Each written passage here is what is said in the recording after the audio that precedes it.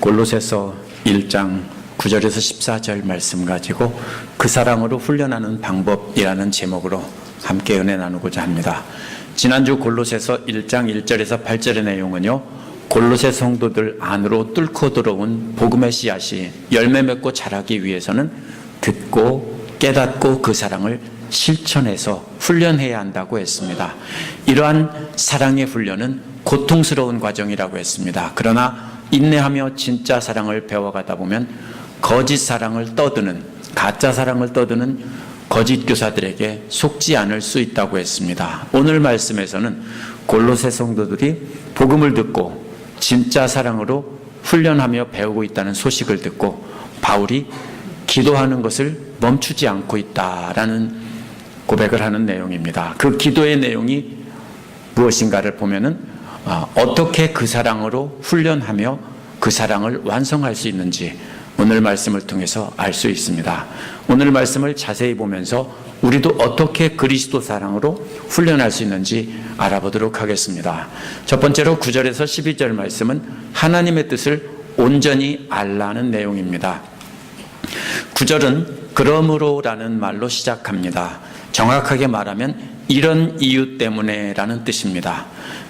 이런 이유면은 앞에 나온 거죠. 그래서 1장 4절에서 믿음에 근거해서 거룩한 자들에게 사랑을 행해서 훈련하고 있다는 것을 가리킵니다. 또 1장 8절에서는 바울에게도 그 사랑을 보여준 것을 가리킵니다. 골로새 성도들이 사랑으로 훈련하고 있다는 소식을 듣고 그 이유 때문에 쉬지 않고 기도한다라고 한 것입니다. 골로새 성도들이, 바울이 골로새 성도들의 계속해서 사랑으로 훈련하여 그 사랑을 완성할 수 있도록 기도로 돕고 있다라는 뜻입니다. 그 기도한 내용은 9절 뒷부분에 있는 하나님의 뜻을 아는 지식을 채워주시길이라는 말입니다. 지식이란 말은 정확하고 완전한 지식이라는 뜻입니다. 9절에 깨달은이라는 말도 같은 말입니다. 6절에 깨달은이라는 말도 같은 말입니다. 6절은 진리 안에서 하나님의 은혜를 정확하게 알게 되었다라는 뜻입니다. 그 은혜는 예수 그리스도를 통해 죄인들을 구원하신 은혜입니다. 또 10절에서는 하나님을 점점 더 알고 라는 말에서 나왔습니다. 이는 하나님에 대한 지식이 점점 더 성장해 간다는 뜻입니다. 완전한 지식이 점점 늘어간다는 뜻입니다. 유대교에서는 정확하고 완전한 지식이란 율법을 통해서 완성된다고 했습니다. 그래서 율법을 정확하게 알고 그것을 실천하는 것이 완전한 하나님의 뜻을 완전히 안다라고 이렇게 했습니다. 바울도 전에는 그렇게 믿었습니다. 그러나 바울이 회심한 뒤에는 그리스도를 통해서 율법이 완성된다는 것을 깨달았습니다. 따라서 하나님에 대한 완전하고 정확한 지식이란 말은 예수 그리스도의 가르침인 것입니다. 바울은 그 지식이 골로새 성도들에게 가득 채워지길 쉬지 않고 기도하고 있습니다. 그런데 이 지식은 단순히 예수 그리스도의 가르침을 기억하고 있으면 되는 것이 아닙니다. 왜냐하면 하나님의 뜻이 무엇인지 아는 지식이라고 했습니다. 그냥 단순히 하나님에 대한 지식이 아니라 하나님의 뜻이 무엇인지 아는 지식입니다. 하나님의 뜻을 아는 것은 예수 그리스도의 가르침을 두 가지를 통해 깨닫는 것입니다. 첫 번째는 신령한 지혜고 두 번째는 총명입니다. 먼저 골로새서 1장 28절과 3장 16절에 보면 모든 지혜로 가르치라고 했습니다. 이 지혜라는 말이 가르칠 때 쓴 말이고요. 4장 5절에서는 외부 사람들에게 지혜롭게 되라고 했습니다. 따라서 지혜라는 말은 다른 사람들에게 말로 보여주고 행동으로 보여줄 때 진리를 드러내고 바르게 행동하는 것을, 말하고 행동하는 것을 말합니다. 그러므로 예수 그리스도의 가르침을 기억하고 그것을 말과 행동으로 드러내서 그 가르침을 가르치는 것이 바로 지혜롭게라는 말입니다. 지혜라는 말입니다. 또 다른 사람에게, 그러므로 우리는 예수 그리스도의 가르침을 기억하고 그것을 말과 행동으로 드러내야 되는데 우리가 다른 사람 때문에 기분이 상했다고 울컥하는 심정을 말로 표현하고 행동으로 표현했다면 그것은 지혜가 없는 행동입니다. 다른 말로 바꾸면 미련한 행동입니다. 그래서 그것을 참고 견뎌서 다른 사람에게 그리스도의 모습이 발견되게 해야 합니다. 이러한 신령한 지혜란 성령님을 통해서 드러나는 것이라고 했습니다. 또 모든 총명이라는 말은 역시 모든 신령한 총명입니다. 원래 이 총명이라는 말은요, 두 강이 하나로 합쳐서 흐른다는 것을 가리키는 말입니다. 두 개의 따로따로 독립된 지식이 하나로 그것을 합치는 능력을 바로 총명이라고 합니다. 단순히 기억하는 것이 아니라 기억한 지식들을 하나로 합쳐서 깨닫는 것을 말합니다. 출애굽기 31장 3절과 36장 31절에 보면 이러한 지혜와 총명은 하나님의 영으로부터 오는 것이라고 했습니다. 그래서 지혜와 총명은 성령님으로부터 오는 것이기 때문에 바울은 이 두 가지를 신령한 지혜와 신령한 총명이라고 했습니다. 신령한이라는 말은 성령님을 가리킬 때 쓰는 말이 바뀐 말입니다.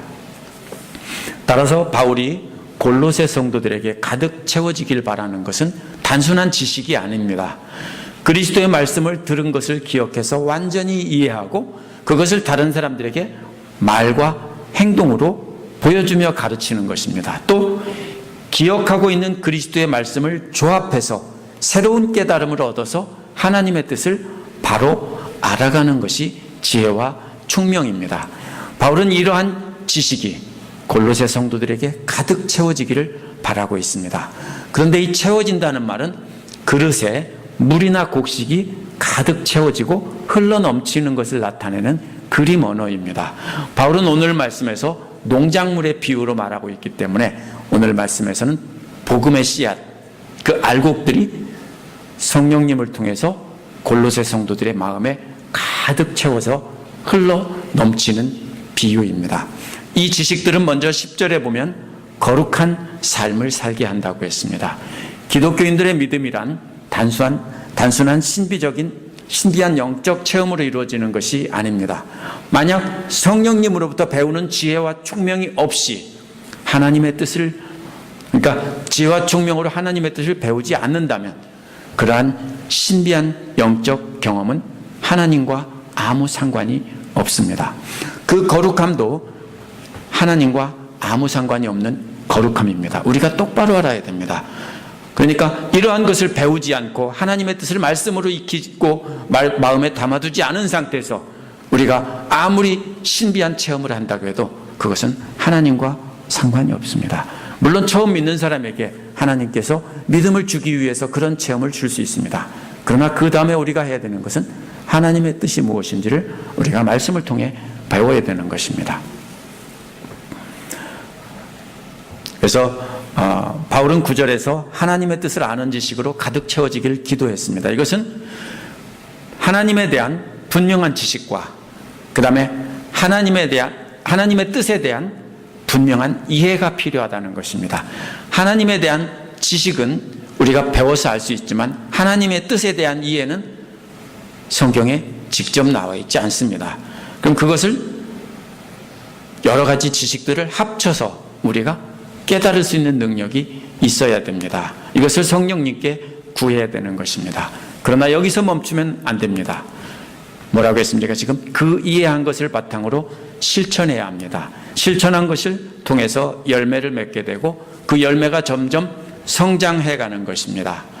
따라서 이 지식은 단순히 추상적인 지식이 아니라 하나님을 찬양하게 이끌고 하나님을 기쁘시게 하는 행동을 하게 하는 지식입니다.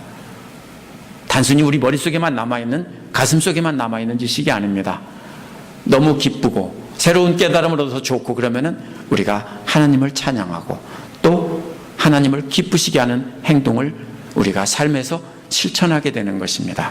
그러나 하나님을 뜻을 아는 지식이 늘어나는 것이 하나님을 기쁘게 하는 것이 아니라는 것을 꼭 기억해야 됩니다. 그 지식에 따라 합당하게 행하는 것이 하나님을 기쁘게 하는 것입니다. 따라서 복음의 진리를 분명히 깨달아 알게 되면 그 깨달은 진리를 행동과 가치 있는 삶으로 이렇게 이끄는 동기가 되어야 됩니다.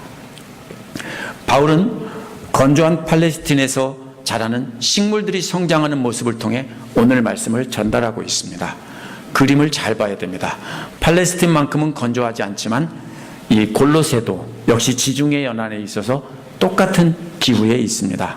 물론 팔레스틴만큼 건조하지는 않지만 역시 겨울에 비가 오고 여름에 비가 오지 않는 지중해성 기후라고 합니다. 그러면은 골로새 성도들은 이미 진리의 말씀을 받아들였습니다. 9절에 보면 단순한 지식에서 벗어나 성령님으로부터 오는 지혜와 총명으로 하나님의 뜻을 아는 지식도 이미 어느 정도 채워졌습니다. 근데 바울이 기도하는 건 뭡니까? 그것이 가득 채워지길 기도하고 있는 겁니다. 지금 조금 채워지고 있는데 거기서 멈추면 안 된다. 그 지식이 가득 차서 흘러 넘쳐야 된다라는 것입니다. 그러나 하나님의 뜻을 아는 지식을 혼자서 간직하고 있으면 아무 성장이 없습니다. 10절에 보면 주님께 합당하게 살아감으로써라고 했습니다. 살아간다는 말은 본래 걸어간다는 뜻입니다. 이것이 바로 성경에서는 행한다는 뜻으로 쓰였습니다. 이 행함은 자신을 기쁘게 하는 것이 아니라 하나님을 기쁘게 하는 것입니다. 자신은 싫지만, 죽어도 하기 싫지만 하나님의 기쁘시게 하는 일이라면 참고 견디며 사랑을 행하는 것이 주님께 합당하게 행하는 것입니다. 이어서 이러한 모든 선한 일에 열매를 맺는다고 했습니다. 알곡의 형태로 가득 차 있던 지식들이 하나님을 기쁘게 해드리기 위해서 참고 사랑을 행하면 그 알곡들이 싹이 터서 다시 자라서 다시 열매를 맺는다는 뜻입니다. 그 다음에는 새 번역에서는 하나님을 점점 더 알고라고 했는데 원어는 하나님을 아는 지식으로 자라게 하고 이런 뜻입니다. 무슨 뜻이냐면요, 다시 말하면 하나님을 아는 지식이 걸음이 된다는 뜻입니다. 이미 열매는 맺었어요. 맺었는데 뭘로 자랍니까? 하나님을 아는 뜻을 아는 지식이 바로 걸음이 되어서 그 열매가 더 성장한다는 것입니다. 그래서 그것이 성장하기 위해서, 알곡으로 맺혀지게 하기 위해서 바울은 뭡니까? 그 지식으로 흘러 넘치게 되기를 기도하고 있는 것입니다. 그러니까 걸음이 없으면 식물은 성장할 수 없습니다. 집집마다 관엽식물을 심어놓은 걸 봅니다. 스킨답소스나 이런 게 있는 걸 보는데 보면은 걸음을 안 줬구나 하는 것을 한눈에 보면 알 수 있죠. 바로 그런 것입니다. 걸음이 없으면 살아있기는 살아있는데 생존은 하는데 건강하게 자라지를 못하는 것입니다. 열매를 맺고 열매가 성장할 단계에 이르면 농작물은 완전히 성장한 때입니다. 바로 이때가 바로 문제가 되는 때입니다. 왜냐하면 팔레스틴을 비롯해서 지중해 연안에서는 곡식이 한창 익을 봄철에 비가 내리지 않습니다. 보리는 니산 월인 3월에 수확합니다. 3월은 늦은 비가 내리는 시기이기 때문에 이때까지도 큰 가뭄 없이 수확할 수 있습니다. 그런데 밀은 시반월이라고 하는 5월에 수확을 합니다. 그러면 4월 한 달에서 5월 초 중순에 수확할 때까지는 비가 하나도 오지 않는 계절입니다. 뜨거운 열풍이 부는 계절입니다. 이 기간을 버텨야 수확이 가능합니다. 그래서 그러기 위해서는 밀은 비가 오지 않는 시기에, 비가 오는 시기에 완전히 성장하고 열매를 맺어서 열매가 어느 정도 성장을 해야 합니다. 그러고 나면은 비가 오지 않는 4월이 되면은 성장과 결실을 마치고 나서 그 다음에는 뭡니까? 단단히 연그는 것만 비가 안 오는 이 시기에 해야 되는 것입니다. 이 시기에 어떻게 버팁니까? 하늘에서 내리는 이슬로, 아침 저녁으로 내리는 이슬로 근근히 버티며 생존할 수 있습니다. 일교차가 크기 때문에 뭡니까? 기온이 밤에는 뚝 떨어집니다. 이 사막 지역에서는. 그러면은 뭐가 내립니까? 이슬이 많이 내립니다. 그 이슬에 의해서 이 식물들이 근근히 살아남고 낮 시간 동안에는 뜨거운 햇볕과 뜨거운 바람을 버텨내야 되는 것입니다. 이러한 그림을 바탕으로 11절을 이해해야 합니다. 하나님의 뜻을 아는 지식으로 인내하며 사랑을 실천하다 보면 열매 맺고 열매가 성장할 만큼 장성하게 됩니다. 이때는 신앙이 어느 정도 성숙하게 됩니다. 이 시기가 되면 성도들은 어려움이 닥칩니다. 왜 예수님 열심히 믿으려고 하는데 어려움이 닥치냐? 그래서 그렇습니다. 이 시기에는 팔레스틴의 밀들이 아침 저녁에 이슬로 버티는 것처럼 하나님의 영광의 권능에서 오는 능력으로 버티게 된다라고 여기서 말했습니다. 절대로 골로새 성도들의 힘이 아닙니다. 그 모든 능력은 하나님의 뜻을 아는 지식을 실천하게 됨으로써 얻는 능력입니다. 그의 영광의 권능이라고 했는데요, 십자가에서 죽으신 예수를 다시 살리신 그 힘입니다.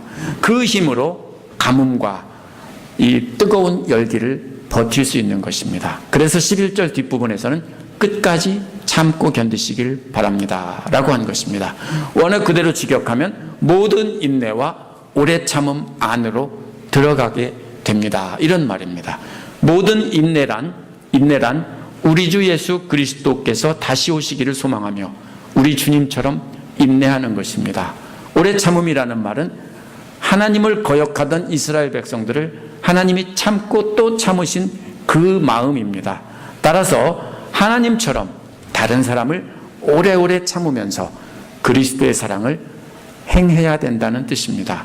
이 두 가지를 행하기에는 참으로 고통스럽습니다. 그런데 바울이 한술 더 떠서 기쁨으로 그렇게 하라고 했습니다. 많은 영어 번역들이 기쁨으로라는 말을 12절에 붙여놨습니다. 그런데 언제부터냐면요, 1977년에 번역된 뉴 아메리칸 스탠다드 바이블부터 그렇게 번역하기 시작하겠습니다. 그 이후에 대다수 번역들이, 최근의 번역들이 전부 12절로 붙여놨습니다. 왜냐하면 기쁨으로라는 말이 감사한다는 말에 붙어야 더 말이 되기 때문입니다. 기쁨으로라는 말은 원어에서는요, 이 중간에 있어요. 11절 맨 끝과 12절 맨 앞에 그 중간에 붙어 있기 때문에 뒤에 붙일 수 있고 앞에다 붙일 수 있습니다. 그리스도 성경도 1913년에 번서든이라는 사람이 편집한 그 번역 이후에야 12절에다가 붙여놨습니다. 그 이전에는 전부 11절에 붙여놨습니다. 제가 이 얘기를 왜 하냐면요, 제가 고대에 신약성서 필사본들을 250개를 다 뒤져봤습니다. 그 결과 딱 3개만 12절에 붙여놨습니다. 전부 다 11절에 붙여놨습니다. 왜 이렇게 이해합니까? 현대의 성경 해석자들은 기쁨으로 인내하고 참고 견딘다는, 오래 참고 견딘다는 기독교인들의 중요한 덕목을 이해하지 못했습니다. 기쁨은 뭐냐입니까? 감사해야 되는 거라고 생각하는 거죠. 어떻게 기쁨으로 인내하고 오래 참느냐? 이거는 말이 안 된다고 생각했기 때문에 뒤다 붙인 겁니다. 하나님의 은혜를 모르는 사람들이 논리적으로만 따져서 그렇게 붙인 겁니다. 사실 기쁨으로 인내한다는 말은, 인내하고 오래 참는다는 말은 전혀 어울리지 않는 말입니다. 그래서 예수를 살리신 그 능력으로 인내하도록 힘을 주시는 하나님을 체험하지 못한 사람들은 아무리 똑똑한 학자들이라도 이러한 것을 이해하지 못하는 것입니다. 골로새 성도들을 속이려던 거짓 교사들도 이것만큼은 이해를 못합니다. 거짓 교사냐 아니냐를 구별할 수 있는 것이 바로 뭡니까? 인내하며 오래 참으며 사랑을 행하느냐, 기쁨으로 사랑을 행하느냐 아니냐, 거기에 따라 달려 있습니다. 따라서 기쁨으로 모든 인내와 모든 오래 참음을 실천한다는 말은 거짓 교사인가 진짜 그리스도의 사랑을 전하는 참된 교사인가를 판가름하는 리트머스 시험지가 됩니다. 갈라디아서 5장 22절에서 성령의 열매에서도 인내가 나오는데 역시 같은 이유에서입니다. 이러한 지식은 12절에 보면 또 감사하는 삶을 살게 합니다. 그러면 12절의 감사도 특별히 감사할 일이 있어서 감사하는 것이 아닙니다. 오히려 11절에 나온 견딜 수 없는 고통 가운데서도 소망 중에 감사하는 것입니다. 누구에게 감사를 드립니까? 성도들이 받을 상속의 몫을 차지할 자격을 주신 아버지께 감사를 드린다고 했습니다. 상속의 몫이란 그리스도께서 다시 오실 때 우리가 새로운 몸을 입고 영원한 나라를 차지하는 것을 말합니다. 특별히 빛 가운데 있는 성도들이라고 했습니다. 이는 말로만 믿는다고 하는 사람을 가리키는 말이 아닙니다. 모든 인내와 오래 참음을 기쁨으로 실천하는 사람들을 말합니다. 이러한 사람들은 장차 받을 몫을, 상속의 몫을 차지할 수 있도록 이미 정해졌다라고 했습니다. 그 소망을 가지고 고통 중에 인내하며 감사를 드리는 것입니다. 그래서 우리는 이런 감사 중에 인내하고 오래 참을 수 있어야 우리가 진정한 결실을 맺는다는 것입니다. 13절에서 14절에는 구속의 은혜를 기억하라는 것입니다. 사실 순서가 바뀌었습니다. 이 말이 앞에 나와야 되는데 거꾸로 옛날을 기억해봐라 이런 말입니다. 골로새 성도들이 빛 가운데서 기쁨으로 모든 오래 참음과 모든 인내를 실천하다 보면 하나님 나라를 유업으로 상속받게 됩니다. 그 은혜를 주시는 분이 13절에 보면 누구라고 되어 있습니까? 아버지라고 했습니다. 13절도 역시 농작물의 그림이 연결이 되는 것으로 봐야 합니다. 13절에서 뭐라고 했냐면요, 아버지께서 우리를 암흑의 권세에서 건져내셔서라고 했습니다. 이게 어떻게 농작물의 그림이냐면요, 농작물이 어두운 그늘에 있으면 자랄 수 없습니다. 특별히 뜨거운 팔레스틴 지방에서는 어두운 그늘에 있으면 생존은 해요. 누렇게라도 살기는 하는데 문제가 뭡니까? 결실을 못합니다. 그냥 그런 대로 버티다가 그냥 죽어가는 겁니다. 열매 없는 삶이 그렇습니다. 어둠의 그늘에 사는 사람들은 그냥 살기는 사는데 아무런 결실을 맺지 못하고 그냥 죽어가는 것입니다. 그래서 하나님은 이런 골로새 성도들을 어둠에서 건져내었다라고 했습니다. 건져낸다는 말은 파서 옮긴다는 뜻이에요. 제가 그래서 그림 언어라고 하는 겁니다. 건져내신 목적은 열매 맺게 하기 위해서입니다. 편안한 삶을 위해서가 아니에요. 편안한 삶이라면 그늘의 어두운 곳에 그냥 둬야 돼요. 그러면 타 죽지는 않아요, 최소한. 그런데 그것을 파내서 뜨거운 떼약볕 아래다가 옮겨놨다는 뜻입니다. 건져내셨다는 말은 과거에 단 한 번 구원받은 사실을 설명하는 말입니다. 그렇게 골로새 성도들을 어둠에서 건져내신 하나님은 13절 중간에 보면 자기의 사랑하는 아들의 나라로 옮기셨다라고 했습니다. 여기서 옮겼다는 말이 바로 뭐냐면 식물을 뽑아서 옮겨 심었다라는 뜻입니다. 같은 말이 고린도전서 13장 2절에서 산을 옮길 만한 믿음이라는 말에서 나옵니다. 나무를 뽑아 옮기듯 산을 확 뽑아서 옮긴다는 뜻입니다. 과거 이스라엘은 이집트 땅에 정착을 했습니다. 400년 동안 깊은 뿌리를 내려서 이미 큰 나무가 됐습니다. 그런데 하나님은 엄청난 힘으로 이스라엘을 통째로 뽑아서 가나안으로 옮기셨습니다. 어디가 좋은 땅입니까? 이스라엘은 고센 지역은 나일강 하류에 있는 삼각주 지역에 있는 세계에서 가장 비옥한 땅으로 유명한 곱창지대입니다. 그처럼 좋은 땅이 없어요, 세상적으로 볼 때는.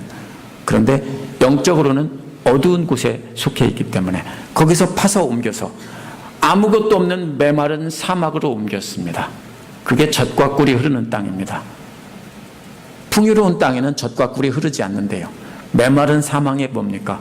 벌들이 생존하고 그런 곳에 작은 풀들이 나면서 그 꽃들이 피고, 그래서 거기서 젖도 나고 목축을 하니까 젖도 나고 꿀도 나고 그러는 거죠. 근데 어떻게 보면은 아주 척박한 땅으로 하나님이 이스라엘을 옮겨 심었어요. 왜요? 영적인 결실을 거두게 하기 위해서입니다. 이와 마찬가지로 어두움 가운데 있던 식물 같던 골로새 성도들을 그리스도의 빛 가운데로 옮겨 심었다는 뜻입니다. 이유가 뭡니까? 열매 맺게 하시려고 옮겨 심은 것입니다. 옮겨 심은 것도 역시 과거에 단 한 번 있었던 일을 가리킵니다. 14절은 하나님의 사랑하는 아들 예수 그리스도 안에서 두 가지를 갖고 있다고 했습니다. 첫째는 그 아들 안에서 구속입니다.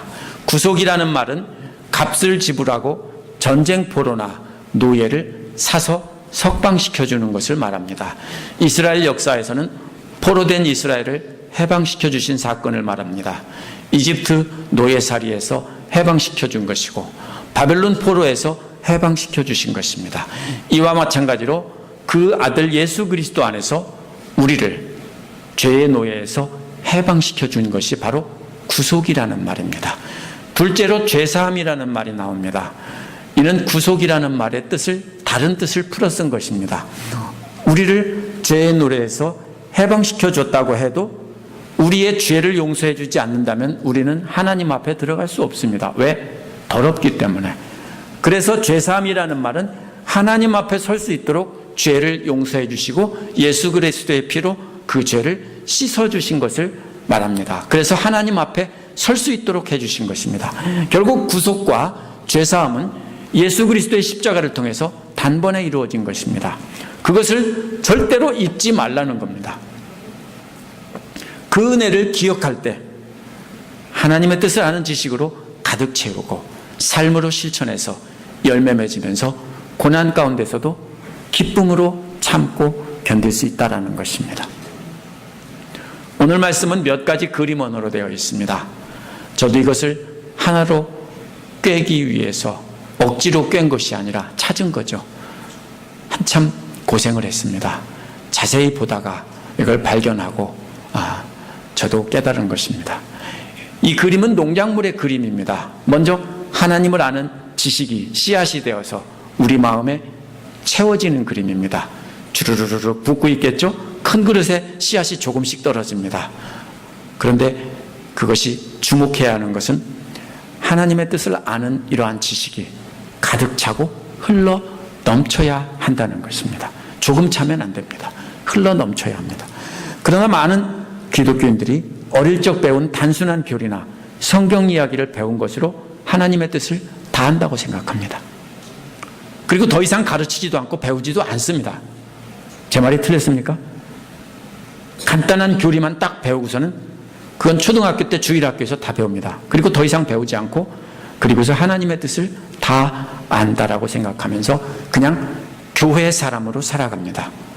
기독교인들이 마치 로버트 풀검이라는 사람이 쓴 내가 정말 알아야 할 것은 모든 것은 유치원에서 배웠다라는 책의 제목과 같이 생각합니다. 그리고 조금 알게 되면 그 믿음과 교리를 떠나서 세상의 철학과 가치들을 찾아서 떠납니다. 그리고 그것으로 가득 채웁니다. 이미 다 배워 안다고 생각하기 때문에 거기에다가 세상적인 철학과 어떤 가치들을 가득 채우는 것입니다.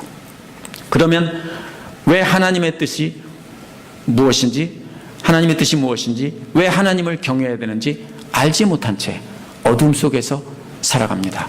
켈빈은 다음과 같이 말했습니다. 믿음은 무지함에 있지 않고 지식 위에 있다.